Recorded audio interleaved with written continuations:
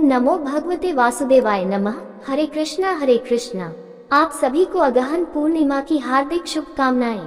पूर्णिमा तिथि का हमारे हिंदू धर्म में विशेष महत्व है।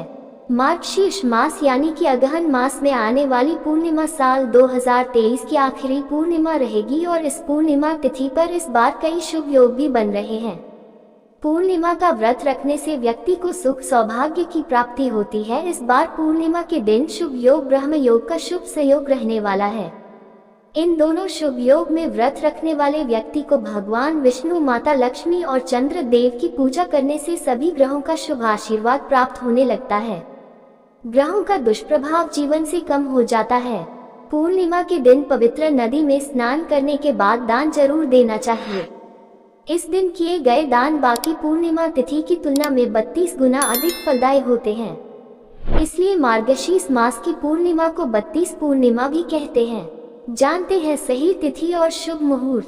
पूर्णिमा तिथि प्रारंभ होगी 26 दिसंबर मंगलवार की सुबह 5:48 से और समाप्त 27 दिसंबर बुधवार की सुबह 6:03 पर। इस प्रकार उदया तिथि के अनुसार 26 दिसंबर मंगलवार के दिन ही अगहन पूर्णिमा है। इसी दिन मां अन्नपूर्णा जयंती भी है और पूर्णिमा का व्रत और स्नान दान भी इसी दिन किया जाएगा। यदि संभव हो तो किसी पवित्र नदी के जल से, और ऐसा संभव ना हो तो घर पर ही नहाने के पानी में गंगाजल मिलाकर अवश्य स्नान करना चाहिए। पूर्णिमा तिथि के दिन ब्रह्म मुहूर्त सुबह 5:33 से 6:02 तक रहेगा।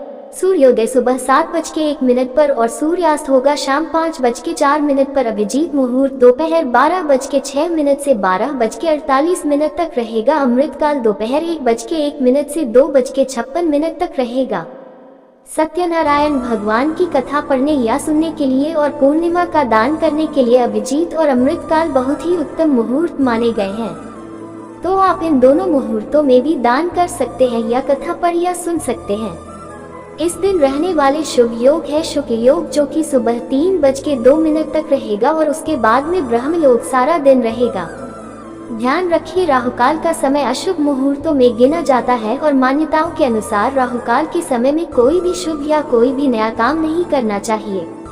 तो राहुकाल दोपहर 3 बजे से 4:30 बजे तक रहेगा। 26 दिसंबर मंगलवार को चंद्रोदय होगा शाम 5:06 पर। तो शाम की पूजा आप इस समय के बाद से कभी भी करके चंद्र देवता को अर्घ्य देकर अपना उपवास खोल सकते हैं। पर सूर्योदय से पहले या ब्रह्म मुहूर्त में किया गया स्नान कहते हैं शरीर को पाप मुक्त बना देता है, शरीर को रोग मुक्त बना देता है और खास तौर पर इस दिन शाम के समय चंद्र देवता की पूजा करने से कुंडली में चंद्रमा की स्थिति भी मजबूत होती है। खासकर जिन लोगों को मानसिक रोग हो, मानसिक तनाव हो, बहुत ज्यादा जल्दी टेंशन में आ जाते हो, बहुत ज्यादा सोचते हो और मन हमेशा परेशान रहता हो, तो ऐसे लोगों को रात के समय चंद्र देवता की पूजा अवश्य करनी चाहिए। चंद्र देवता को अर्घ्य देने वाले लोटे में कच्चा दूध और अक्षत मिलाकर और मिश्री के दाने डालकर तब अर्घ्य देना चाहिए। इसके अलावा इस दिन क्योंकि सत्यनारायण भगवान की पूजा भी की जाती है, तो जो लोग सत्यनारायण भगवान की कथा का पाठ पढ़ते या सुनते हो, उन्हें इस दिन सत्यनारायण भगवान को भोग में आटे को घी में भूनकर उसमें चीनी मिलाकर उसका प्रसाद तैयार करके और पंचामृत का प्रसाद तैयार करके भगवान को भोग लगाना चाहिए और उसी को प्रसाद रूप में बांटना भी चाहिए।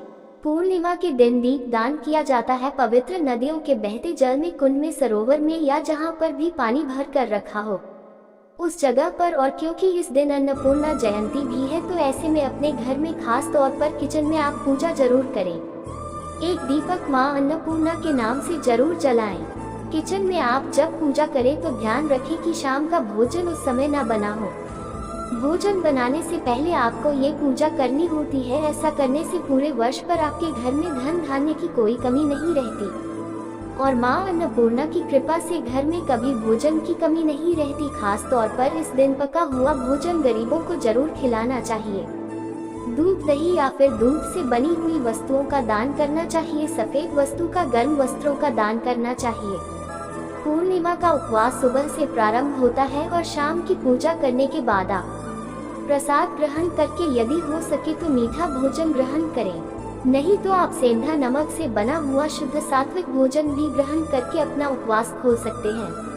आज के दिन हर किसी को हो सके तो पवित्र नदियों के जल में स्नान करना चाहिए। उससे पहले एक जरूरी काम सभी को करना चाहिए। सबसे पहले तुलसी जी के गमले से थोड़ी सी मिट्टी लेकर माँ तुलसी जी को प्रणाम करके फिर अपने शरीर में माथे पर लगाकर उसके बाद पानी में गंगा जल डालकर या पवित्र नदियों के जल से स्नान करना चाहिए, क्योंकि इस महीने के नियमों का पालन करने वाले सभी भक्त पूरे महीने तुलसी जी की जड़ की मिट्टी को शरीर में लगाकर फिर उसके बाद स्नान करते हैं। तो जो लोग पूरे महीने ऐसा ना कर पाए हो तो आज के दिन सभी भक्तों को ऐसा करना चाहिए।